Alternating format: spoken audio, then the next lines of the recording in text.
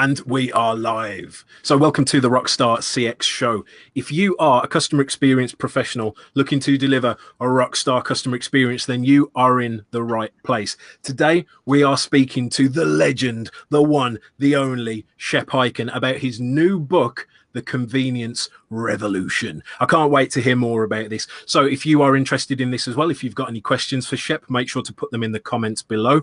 And if you think some of your friends and family and colleagues might find this interesting too, make sure to give us a cheeky little share and spread the love. So without further ado, I have spoken far too much already. We should be able to speak to Shep through the power of the interwebs. Let's see. Are you there, mate? Can you hear me? I'm here, and I like it. A cheeky little comment.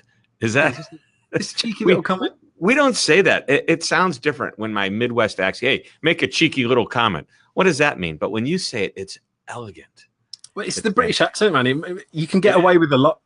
I know. Yeah. Hey, man, this is it. The Convenience Revolution. I'm excited just thinking about it. And it's subtitled, How to Deliver a Customer Service Experience that Disrupts the Competition and Creates Fierce Loyalty. And that's what we're going after in any type of business interaction we have with customer service and customer experience. We are trying to create, hey, let's put it in terms of a musician, Bonnie Raitt, who said, let's give them something to talk about.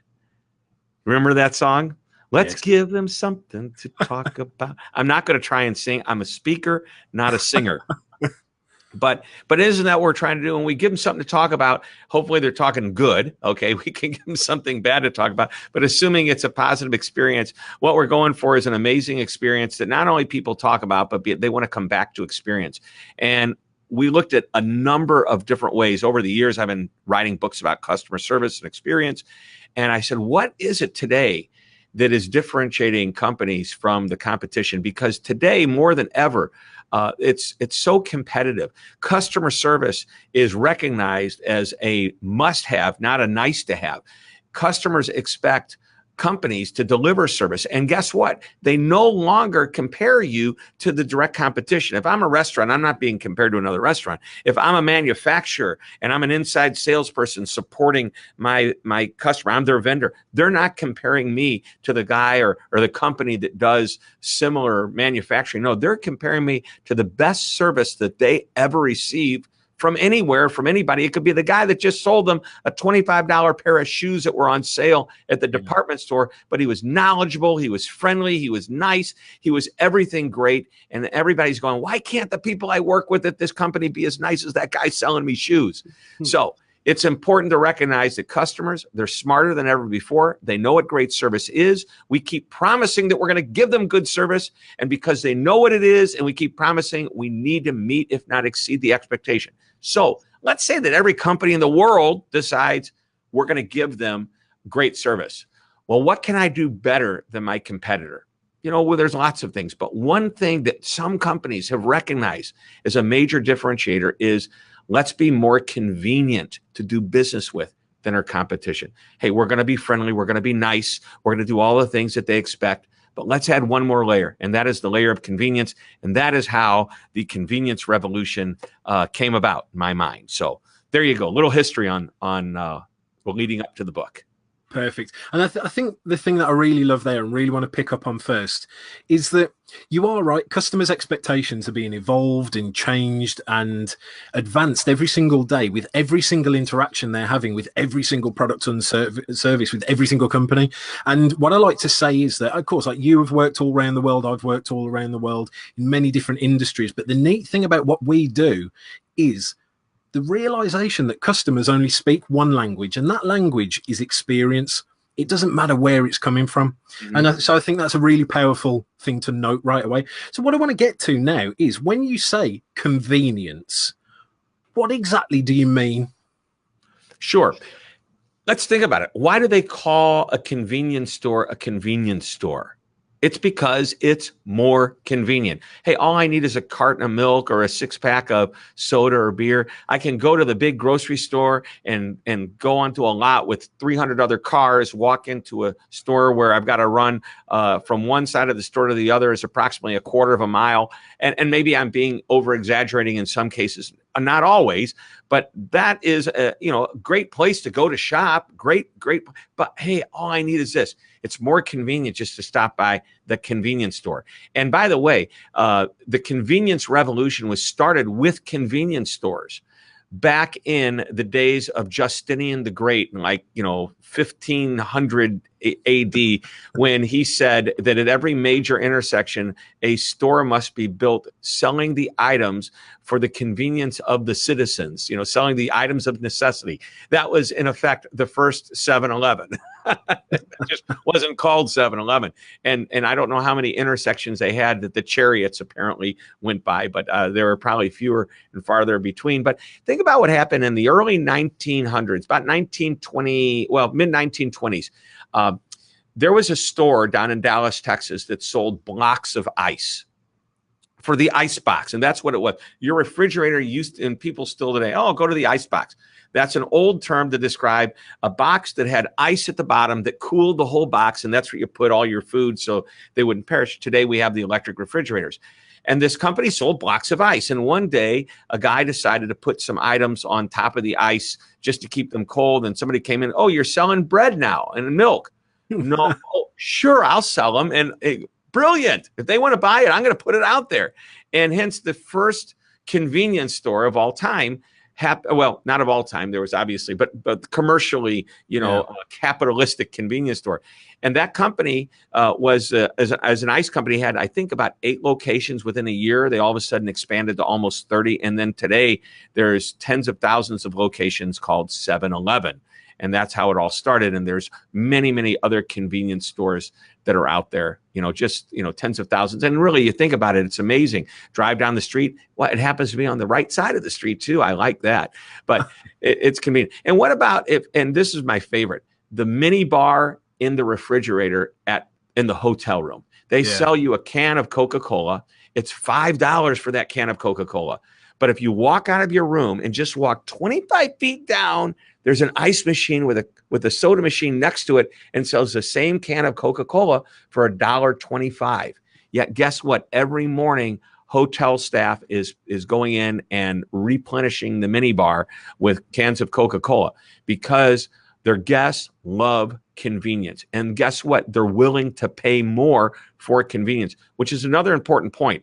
Doing it right, people pay more for customer service. Well, convenience is a level of service. But that doesn't mean that being more convenient will absolutely get you a higher price.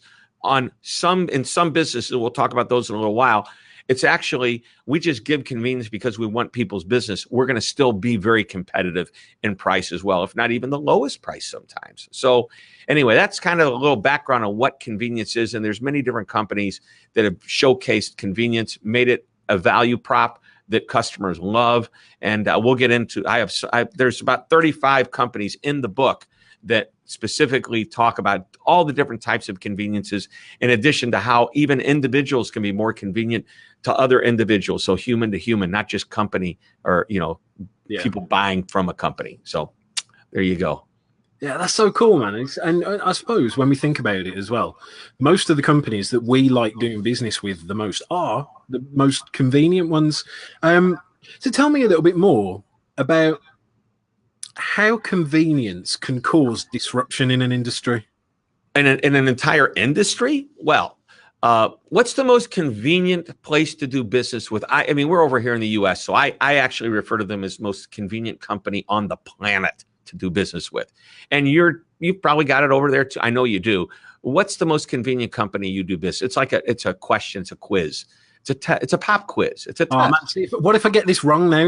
I'm gonna go for it. I'm gonna say Amazon. Bingo. Ding, ding, ding. That is the correct answer. Thanks for playing the game. So why is Amazon so convenient? Because, they disrupted an entire industry. Back when they started 20 some odd years ago, Amazon was a bookseller. They said, hey, let's go sell books. But you know what? We don't need a brick and mortar store. Let's sell them online. And in order to get people excited about doing business with us, we'll sell them at a lower price. And then maybe we'll make up for it in volume. And by golly, they did. But you know what else they did? It was a byproduct, and I'm sure that Jeff Bezos was focused on taking care of the customer, but never thought that the concept of convenience of buying online would catch up at such a level that, wow, it's so easy. Once you put your information into Amazon, your name, your address, your credit card number, they have this thing they now call one-click, purchasing, a one-click buy. You click on it once, boom, it's going to be sent to you. It's so easy. And how about this? A great interface. And when I say interface, that's a technical term for what does the website look like and how easy is it to go from one product to the next, to search for another product. Easier than ever. They showcase it well. And you want to know the cool thing about Amazon today is they're not always the lowest price. They will, within their own page, say, hey, this is what we sell it for. But guess what? You can buy it less expensive from one of our third-party vendors who markets through Amazon, and you now have a choice. They've created this Prime product, Prime. It's a subscription service to Amazon. You buy this, you get free shipping. You buy it, you get 2-day shipping. You buy it, you might even get 2-hour shipping. You get discounts at grocery stores now that they own with Whole Foods. They've created a system that's so convenient, and they're integrating so much into what they do. But the bottom line is, how about the dash button? Do you know the dash button before I get in? This is a perfect example. Maybe some people watching won't necessarily know about the dash. I'm going to tell you what it is. It's real easy. Imagine a doorbell, little doorbell on the side of your washing machine.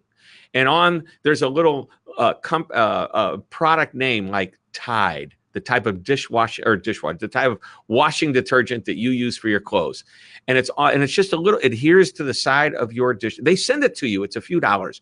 And you push the button when you run low on your Tide washing machine detergent, and guess what? It gets delivered to your home. You don't have to go to the store. You don't have to go online to put in your name. And it just automatically, or should I say automagically, happens. So that's all it is.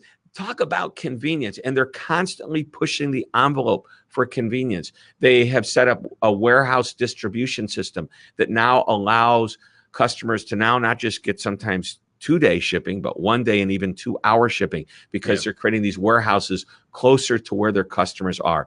Jeff Bezos may be the most customer-focused man on the planet living today. And he's held this title for many, many years. So it's a very good title, and that's one of the things that's made him very successful. Yeah, the Amazon example is a wicked one. And I often ask people when I'm training them or at conferences, think about the best customer experience you've ever had. And to be honest, what tends to happen 9 times out of 10 is that somebody will think of an experience where something went wrong and the company put it right. Right. And then you have to say, no, really think about it. So for me, the best experience I have ever had, and probably will ever have until something better comes along, is that exact thing with Amazon. That one click, you click it, it turns up at your door. That has nearly bankrupted me. The stupid thing is as well, I will go to Amazon to find a thing, right? And if it's not there, I'm like, nah, I probably don't need it that much. I won't even bother trying anywhere else now, because and if I ever do buy anything from another website and they want me to pay for delivery, forget about it.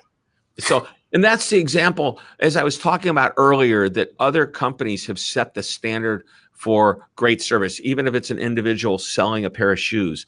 Once you get used to that, that's what you want and expect from everyone. So many retailers today are giving you free delivery. And if they're not, you're going, well, I'm going to go find someone that does. And even if the price is the same, no, you want that free delivery. Even if it's even a little bit less, you're a little concerned because they don't give you the free delivery. See, the thing is, I will pay more for free delivery, but I'm not stupid. I understand I'm paying for the delivery, but it's almost like something hardwired into me. So, for example, if there's something on Amazon that costs more than something somewhere else, I will still probably buy it from Amazon because I get the free delivery, and I know it's going to turn up on my doorstep the next day, because they've done such a good job at managing my expectations and molding them to a place where no one else can compete. So I think that's a really good example of how convenience can be a massive disruptor, a massive differentiator. I'll go to the comments right now. Just say a little shout out. To Joachim. I hope I'm saying that correctly. Sorry, man. Who's happy to be with us today. How you doing there? Let's have a look. There's Steve is on the line as well. He really enjoyed the part about the history about 7-Eleven. And Toby is with us, and he guessed at Amazon and Uber. Have you got any stories about Uber and convenience? So I do. And Uber, so there are 6 areas of convenience. And by the way, many of these companies could be in any of the 6 areas. I used Amazon as the first case study, and I said I showcased how they are capable of delivering in all 6 areas. And some companies do that, and some companies just deliver in one area. And by the way, whether 1 or 6 doesn't make any difference. They found the area that means most to their customer. Uber completely disrupted the taxi cab industry. Now, there's other competitors, and I mentioned it in the book. There are other competitors, and some people may disagree with the way Uber has been managed. They've had their pain with their CEOs and their leadership, but things are changing. But regardless, they set the standard. They disrupted the whole industry by being a better solution. And they did it by reducing friction, which is area number 1 is if you can reduce friction and make it easier for a customer, the customer will want to will consider doing business with you. Now, the price proposition with Uber today, they're competitive with taxi cabs. I go to New York, whether I jump in a cab or jump in an Uber, it's going to be about the same price. But I choose Uber for this reason. Number 1, I'm in my hotel and I'm going to be heading down to the lobby. I look at my phone, I push a button, it tells me within 3 minutes away, my driver is there. Okay, I'll put in my address where I'm going. Now I know how much it costs. Okay, this is easy. I agree and accept, or I don't. And then once I accept, I can then watch on the little map. I could see, here comes the driver. He's coming around the corner. If I happen to be looking for a taxi cab and there aren't taxi cabs right in the area, I have to pick up the phone. I have to call the cab. And if I don't see the cab after 5 minutes, I'm going to call the company back, go, when's your driver going to be here? Hold on. They radio them. He's just around the corner. Well, I don't see that driver, but with the app, I can. And then get this, I get in the car. The driver knows who I am and knows where I'm going without me even having to tell them because I put it in myself, and it's going to get me there expeditiously. And then when I get out, I don't even have to pay the driver. Well, actually, I do pay the driver, but I don't have to reach in my pocket, pull out a credit card, pull out any money. I just get out. And then once again, the word automatically, I get charged because I'm set up in the system. They created this system that completely disrupted an industry that's been around for decades and decades, and it's amazing. So there's an example, but you don't have to be an industry disruptor to take advantage of convenience. I want people to know, even if you have a small business, you can out-service and out-convenience your competition. Case in point, there's a area of convenience. One of the 6 is delivery, and there's lots of ways you can deliver.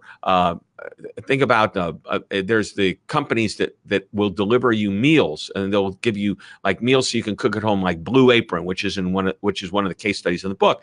Not the case study I want to tell with you now, but give you an example. That's delivery. They're making it easy. Oh, I don't have to go to the grocery store now. They're disrupting grocery stores because they're dropping me off all the ingredients I need to prepare my meal and perfectly portioned out, et cetera, et cetera. Anyway, let me tell you about this one little company. And I say little, I don't know how many employees they have. Maybe they have 30, 40. They completely disrupted a company that I'd been doing business with for 24 years. I bought my car from a car dealership here in St. Louis. By the way, I like that car dealership. They're a car dealership. Every time I go to buy a car, I probably bought a half a dozen or more cars in those 24 years. And it was a different salesman most of the time because they come and go, but they were convenient. They were maybe less than a mile from my office. So if I had to drop my car off for service, I could then walk to the office if they didn't have a loaner car for me that day. And one day my wife says to me, we're riding bikes. She goes, look at that car. That's a beautiful car. You got to check out that car. So as we're riding, we see a car dealership, not my car dealership, about maybe 10, 12 miles from where I live. And there's a car in the window that she just showed me. I go, let's go check it out. So we pull in there and we look at it and we talk to and we're a little sweaty in our bike outfits and stuff. And the guy said, why don't you drive the car? I go, you don't want us driving the car. No, go ahead, drive the car, test drive the car. And I drove this car and I loved this car. And it was a beautiful car. And my car was like 9 years old. So I was about ready to buy a new car anyway. And I went in and I said, I'd love to buy this car from you. I actually said to the guy, get this. So what's it going to take for you to sell me this car today? He goes, wait a minute. Isn't that my line? What's it going to take for me to say? I go, I know. I love the car, but here's the problem. You're like 10 miles from my home. In traffic, it probably is going to take me 30 minutes to get here. I have to go there, come back, go there, come back if I got to drop my car off. And then he says, look around. Do you see a waiting room in our dealership? And I looked, I don't see one. He says, well, we have one, but it's small because most people don't use it. I go, why? He says, because when you buy a car from us, we deliver it to you. And every time you need service, we will drop you off a brand new demonstrator car. And every car they've dropped me off has been a beautiful brand new car, a loaner, if you will, and no charge. We'll drop your car off, pick your car up, bring it back when it's finished. And it's going to cost you the same. It's under warranty, whatever. That's what we do. We call it concierge white glove service. I go, wow, I like that. And I don't pay extra for this. No. What about the price of the car? We're going to give you an offer and you go and shop it around if you want. Come back and let us know if it's not the best price. I went, wow. Well, guess what I did? I bought that car. And I bought it, and since that time, it's been maybe, and I keep my cars, my wife and I, buy cars. We keep them about anywhere from 5 to 7 years. And guess what? I bought her a car there, and I'm getting ready to go buy another car there. They disrupted the competitor down the street that I'd done business with for 24 years because they out-convenienced them. By the way, when I went back to my original dealership and I mentioned this, they said, well, we'll give you a loaner every time you come in. I go, well, you already do that. But, every once in a while you don't have one. And then I've got to wait for somebody to take me to work, or I walk there. And they wouldn't do the swap like that. They wouldn't come and deliver. So delivery is a powerful way. And again, technology is another one, or just reducing friction, as I mentioned before. Every one of the convenience principles has a factor of reducing friction. It's just companies like Uber created that as their main value proposition. Yeah, I think it's a really good example, and it's a good way to think about it too. You don't necessarily need a massive investment. You don't necessarily need a load of technology. You don't even necessarily need to disrupt an entire industry. Mm-hmm. You can just disrupt your competitor. And I've seen you write about out-servicing your competitor. Can you tell me more about out-servicing your competitors? Well, out-servicing is exactly, when you can out-customer service your competitor, you're basically delivering a higher level of service. And years ago, there was something called the Amenity Wars. The Amenity Wars were between hotels. And a hotel, and by the way, I give credit to my friend Phil Wexler for coining this term. I think it's his. But the Amenity Wars were, wow, you stay at our hotel, we're going to put a newspaper at your doorstep every day. And the hotel across the street said, I hear they're putting newspapers at the doorstep of each guest. Let's go ahead and do that too. And hey, then the hotel says, let's do fluffier towels. And the competitor says, I hear they have pretty fluffy towels over there. Let's just go buy some fluffy towels. So basically, the competitors are trying to out-service one another. And I, by the way, think that's a great practice, because the more each company in the industry tries to out-service everyone else, it just raises the bar for everyone, and it gives the customer a better experience. So is there something that you can do to out-service your competitor that the competitor can't do? That's hard to find, but it can be done. Another question simply asked is, what do I do that would cause my customer to do business with me instead of a competitor? And it might be a service issue. It could be, well, we have a product that they don't have. Okay, that's differentiation. Or maybe we do a different process. Maybe our return policy is different than theirs. There's lots of different ways we can differentiate. Give you an example, and since we've been talking about Amazon, how about Zappos? Zappos, now owned by Amazon. Zappos has a great return policy. It's a free return policy. They even pay for the postage. And it's so good, in fact, that it's part of their value proposition. If you buy a pair of shoes from us and it doesn't fit, you send them back, we'll send you a different size. But it gets even better than that. You'll get on the phone. And by the way, they're an online company that has a phone number on every single page because they expect that you'll call them if you have a question. Do these shoes run small or big? So you'll get somebody on the phone and they'll look it up. Oh, these shoes, you know what? They run pretty true to size, but you know what? What's your shoe size? I wear a 9.5. Tell you what we'll do. We're going to send you a 9, a 9.5, and a 10. Try them all on, and you send the 2 back that don't fit. Really? And we'll pay the postage. Seriously. That's what I'm talking about. They've just outserviced every other online retailer by offering that level of return policy and convenience in doing so. Yeah. And I think there's a massive mindset shift there, that people need to start thinking of customer service as an investment instead of a cost, and realizing that you are investing in the relationship with the customer and it's not just a cost center. So that's a really good example, brilliant example with Zappos as well. Amazing company for customer service. Few comments here. Steve would like to know where you are speaking next. And shout it out, please. I will be speaking in Chicago for a really cool company called Butler. Now, get this. Do you know what they do? They have a van that goes around to residencies and they clean the dog poop off the lawn. How's that for a service? Well, and believe it or not, the relationships that these franchisees build with their customers is really powerful. And they build this relationship with not just the homeowner, but, hey, let me see your dog. I mean, they really engage at that level, and they go around and drive around, and they have lots of stops along the way where they pick up the poop. So that's interesting. I'll also be in Las Vegas next week. And let's see, where will I be after that? I've got a really cool booking coming up. Are you ready for this? I'm going to Nigeria, actually going back to Nigeria in just about a month. I'm going to spend a week there. Of course, last time I did a seminar and a workshop on customer service and experience and talked to people in the financial services industry, the hotel industry, some people in the restaurant industry. But this time we're going to take a little spin on this. We may do some of that, and we will do some of that. But what we're going to do is we're going to stop at universities, and we're going to talk to students. We're going to talk to a population of Nigeria, which is a majority, that may make just a few dollars a day in their job and have never been exposed to the concepts of how can you create a better customer experience. Because guess what? Our ways in our country here in the U.S. and in your country in I guess Western civilization, if you will, some of these ways are becoming more popular and are starting to infiltrate other cultures. And guess how they find out? That was one of the things that when I went to Nigeria the last time, I always ask this when I go to a foreign country. I go, do you really want me to talk about what we're doing here in the U.S.? Because what you're doing over here in Nigeria, or what we're doing over here in Singapore or Germany or whatever, is this what you want? Is this the kind of service? Because culturally, it may not be a fit. And this is always the answer I get. Well, they know what it is. I go, how do they know? They watch it on TV.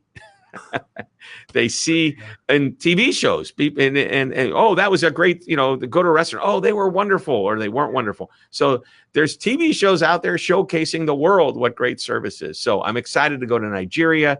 Actually, I'm going to be in Charleston, South Carolina in about a week. I'll be there as well. I'm a week and a half. So I've got a number of bookings. Nice. Yep. Good. So Brett really liked the car dealership example, talking about removing barriers is the best way to improve an experience. Yep, I think we can agree with that too. Erica's got an interesting thing here, saying that they call Zappos during the coaching sessions for their new hires to show them.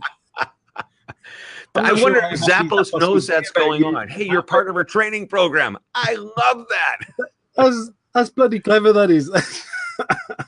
Last one here for the moment, Toby. Hey, Toby. He's asking about research for the ROI of good customer experience, company culture, and vision. I'm not really sure what the question is there, but basically, there's a tremendous amount of research out there. I just actually have an article coming out. I believe it's going to come out on Saturday, this coming week in Forbes.com. If you go to Forbes and you type in, just under search bar, just type in my last name, Hyken, Hyken. Every once in a while, there's these great reports that come out. Salesforce put a great report out. Gladly is coming out. It just came out with a report on customer expectations. What's really cool is I just saw a P&C report. I reported on this about maybe 3 months ago. And the stats are all really consistent. It's like, hey, we interviewed 2,000 customers. We interviewed 1,000 customers. And the percentage of people that will switch after a bad experience, that will stay because of a good experience, that will spend more because of a good experience, and how much more they will spend. It's all out there. proving that, as you say, it's an investment. Customer service doesn't cost, it pays. So here's a point I want to make that's really, really important. And that is that service should not be seen as a department. This is not a place you call for a complaint or a problem. Although there is a customer service department, the true vision of a good customer-focused company and the service they want to deliver is that they treat it as a philosophy that's permeated through the entire organization. So service is not a department, it's a philosophy. It's embraced by every employee throughout the entire organization, from the CEO to the most recently hired, to somebody in the mail room whose job is internally to take care of their customers and make sure packages and mail is on their desk on time, to people that are truly frontline focused. So customer service is a philosophy. I love that, and I agree, man. Yeah, customer service isn't a department. It's a culture, it's a mindset, it's an attitude, it's a philosophy. Yes. Take that to the bank. So, look, we'll move on here. Tell me more about how individuals can become more convenient. Sure. So great backstory to this. So I wrote the book, and I gave it to an agent in New York who was going to shop it for publishers. And he says, I like the title, The Convenience Revolution. I like the subtitle. And he goes through the book. He says, I've got a problem with this book. What's that? He says, I'm worried it won't sell a lot because it's all about how a company can be more convenient to its customer and the different ways. But because most of the books that I've written, like Amaze Every Customer Every Time, Be Amazing or Go Home, those are for an entire company. Every person in the company should have a copy of this book. And the agent said, I'm worried that you're not going to get your book sales. And I said, you know what? You're right. I didn't write about it. And I said, but it's obvious to me that an individual can be convenient. Think about it. Let me call you. You don't have to call me. Let me go to you. If I'm local, let me come to you rather than you come to me. There's many different, all of the different, the 6 ways to deliver convenience can be tweaked for an individual dealing with another individual, or an individual who wants to deal with a company, because that's what we want our customers to say about us. Simply this: he or she is so easy to do business with. And by the way, most of the time, if you work for a company and you're the one delivering the service, this is what they'll say. They are so easy to do business with. And they is a he or a she. And that's why, totally off a different topic, but it's what I call the awesome responsibility, where one person represents an entire organization. But back to the individual concept. Individuals can easily be convenient to the other people they do business with. And internally, I want to make it easy for you to work with me. I want to be the person that you trust, so you can hand that project off to me and know you're going to get it back in reasonable time. And I'm not going to make you work hard for me to get it back to you at a reasonable period of time. I'm going to make it as easy as possible. I'm going to respect your time. I'm going to make sure you get what you need when you need it. I'm going to keep you updated. I'm going to be easy to do business with. Okay, so let's say I'm watching this and I think, Shep, you are right. I need to be more I need to be more convenient as an individual, but my hands are tied sometimes with processes and procedures and rules. What is the best way for me to get around that? Yeah. So, I mean, obviously, there's things that you can do on your own, just that are natural things that you would be expected to do. And just simply by being aware of it, calling people back at the right time, saying, I'll call you, you don't need to call me, that type of thing. But if there are processes that are in the way, then that is an issue that is, it's a bigger issue, and that needs to be addressed at what I would call the corporate level. So I call a person that's inside the force within, and that person has the force or has the capability of getting to the right people and saying, hey, this is something we can do to make life better for our customers. If we make life better for our customers, they're going to like doing business with us more, which means they'll do business with us more. And in some cases, they'll even pay more for doing business with us because we make their life so easy. We're going to bulletproof our business by creating what I call a demanding customer. We're going to be so good that if the customer goes somewhere else and expects the same level of service that we've been providing them, that their competitors are going to say, you're being awful demanding. But that's our standard, and that's what we do. So the force within means we find where the clog is in that process, and we start to determine how we're going to get rid of it. By the way, the only way this is going to happen is if the company decides that they want to be customer focused, because customer focused companies take a look at all of their different processes, the different, they'll go to all of their employees and they'll say, hey, what are your biggest, the top 3 complaints that you hear from either an outside customer or even an internal customer? Well, I mean, they could be many things. We hear all the time that it's very difficult for people to reach us during the day. They're put on hold for 20 minutes at a time. Well, that's an easy one to fix. I mean, is it a staffing problem? Is it a technology? Hey, let's use technology. And by the way, technology is one of the 6 areas in the Convenience Revolution book. How can we use technology to eliminate this 20-minute wait? Well, maybe we don't want to staff up because there's slow times and fast times and we can't figure out how to do it. But why don't we implement a very reasonably priced technology that will simply tell the person waiting, hey, it's going to be a 20-minute wait. If you want, you can wait. If you don't want, hang up and we'll call you back. Obviously you have to punch in your phone number. Well, that just made it a little bit more convenient. What can we do to make it even more convenient? And maybe you aren't ready to, maybe you can't wait 20 minutes. That's why you're hanging up and you're not going to be available if we call you back in 20 minutes. Is there a better time for us to call you? Punch that into your keypad and punch your phone number there and we'll call you back at that time. So what you've just done is you've eliminated the waiting problem in effect without having to ramp up staff by using technology. Yeah, 2 main things from that for me. I love the idea of creating a demanding customer so that if they were to go anywhere else, they would seem so demanding. But with you, it's just the norm. It's because the expectations have been changed. And I really like the idea of making just lots of little conveniences throughout your service and throughout your experience, because realistically, at the end of the day, they're going to add up to one big differentiator. And it does come back to that. As soon as they go and do business with another company, they're going to look at it and go, God, why is this so difficult?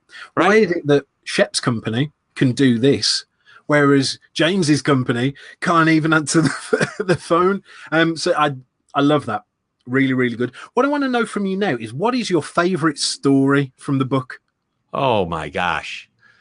Oh, there's... So the book is divided, as I mentioned, into 6 parts. We use Amazon as the case study throughout to showcase all 6 in one company. But if you look at all the great companies, it's not so much that their stories, and each case study is in effect a story. I love the Netflix story. There's one of the areas is subscription. Okay. A subscription model is a great model of convenience. And I started looking at all, what does a magazine do? It shows up every month or every week, and newspaper every day. That's a subscription. Well, companies are starting to do this. How about the hardware store that realizes every 6 months, our customers have to change filters in their air conditioning or their furnaces? Why do we make them come in? Why not set it up, get their credit card and just mail it or drop it off? Okay. That's a subscription model. What did Netflix do to Blockbuster when they created a subscription model that it just blew them away? And by the way, there is a line in there where I talk about Blockbuster made a mistake. Netflix wanted to sell themselves to Blockbuster for like $6 million. Today they're worth billions of dollars. Boy, darn, that was a missed opportunity. So I love the Netflix example. One that I lived myself was Panera Bread, or Panera, it's called, Panera Bakery. There's around the U.S., there's, gosh, I can't remember how many units, probably a couple thousand of these restaurants around. Yeah. And I go to one almost every Friday when I'm in town. I have a group of guys I work out with early in the morning. We all go to Panera. And I watched over a year period, I noticed one day they gave away the little pagers, little square page. So you would go to the counter, you would order, and then you would go stand at another counter while your food was being prepared, and you waited. And they said, oh, we're going to give you a pager and we'll buzz you when the food is ready, and you would go up and get it. And then shortly thereafter, they said, now you don't have to go up anymore. Just take the pager, set it in the middle of the table, and there's a sensor on the table, and then that'll tell us where your pager is, and we'll have a food runner come out and take the food and drive it to you at your table. So unless you're getting it to go, you sit at your table and you wait just like anywhere else.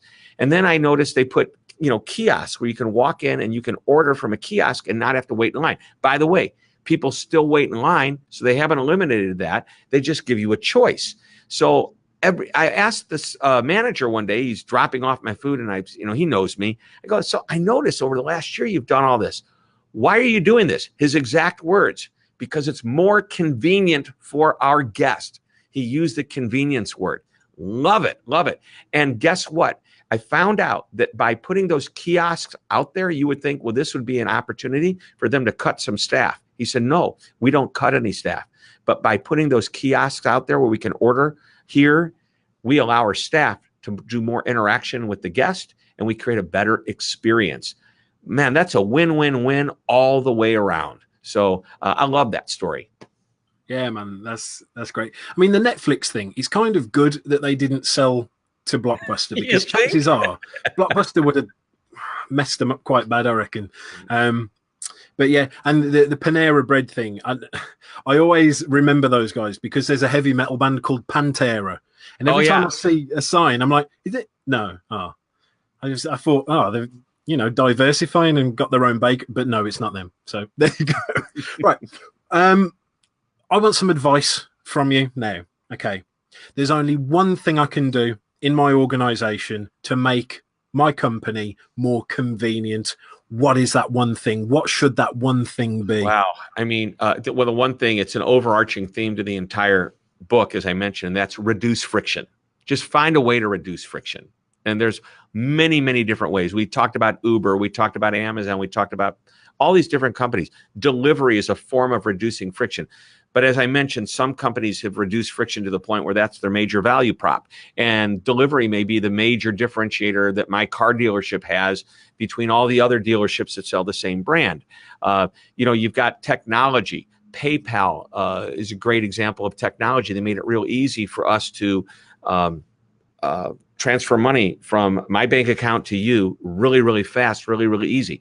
They reduced the friction in doing so. So I would say, look at your process and find out where there could be friction points. Where do customers complain, if anything? And maybe they say, well, it's not a big deal, but if you could do something, this would be nice for you to fix. I don't like waiting this long, or it takes me, whatever. It doesn't matter.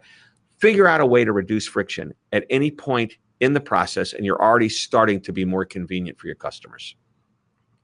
Perfect. Okay, I'm glad you said that, because nobody's ever asked me that question. I don't know if I had the answer. Perfect. It's perfect. And I think having that mindset of almost hunting out friction points and looking, how can I be more convenient? How can I smooth this out? How can I make it just easier for the customer to do business with us? Because surely that is what we should all be striving to do in any company. How do we make it as easy as possible for you, the customer, to give me some money? Right. And why do we make it so difficult? One other thing you might want to do is look at your competitor. And don't look at your competitor for the things that they're doing that are right, that you'd like to do. Look at the competitor for the things that they're doing wrong, and make sure you're not doing them. So look for their friction points and say, boy, we better not have any of those. That's a wicked idea. You could get your little team and go on a little field trip to your competitors and write down all the crappy things they're doing and then just do them. There you go. Perfect. Look, there's going to be a bunch of people watching who are going to want to buy that book. I hope so. Tell me, how do they do that? Sure. So the best place right now, because it's pre-publication at this point, is beconvenient.com. B-E convenience, CONVENIENT, beconvenient.com. But here's the cool part. Even though the book doesn't come out until October 2nd, the ebook is available today. Not for sale, but only if you buy the book, and it will immediately be sent to you. And it's just a real simple thing. We wanted to make it convenient. You order the book through our website. And then, by the way, in October 2nd, that week when it comes out, your order will be officially placed with one of the retailers, whether it be Amazon, Barnes & Noble, CEO Read, Books A Million, one of those retailers, and you will receive your book shortly thereafter. But in the meantime, you can get a jump start and you can get the ebook today. I'm going to do that. I'm going to do that later, and I'm going to get it. Look, Shep, thank you so much for spending time with us today, and thank you for all those really, really wicked insights that I know everybody watching is going to go away and try and implement straight away. And everybody watching, thank you very much for being with us. Thank you for all the engagement. Thank you for all the shares and the comments. And until next time, keep on delivering that rockstar customer experience.